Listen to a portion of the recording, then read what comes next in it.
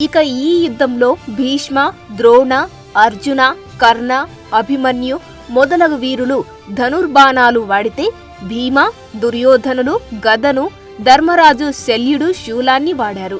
ఇవి కాక కత్తులు, బాకులు మొదలైన చాలా రకాల ఆయుధాలను కూడా ఉపయోగించారు. కౌరవ సైన్యం తరపున సర్వ సైన్యాధిపత్యం వహించమని భీష్ముడిని దుర్యోధనుడు అభ్యర్థిస్తాడు. భీష్ముడు అంగీకరించి కర్ణుడు అసలు యోధుడే కాదంటూ అవమానిస్తాడు. చివరకు కర్ణుడు భీష్ముడు ఉన్నంత వరకు తాను యుద్ధరంగంలోకి రానని శపథం చేసి వెళ్లిపోతాడు. ఆ తర్వాత దుర్యోధనుడు భీష్ముడిని సర్వ సైన్యాధిపతిగా అభిషేకిస్తాడు.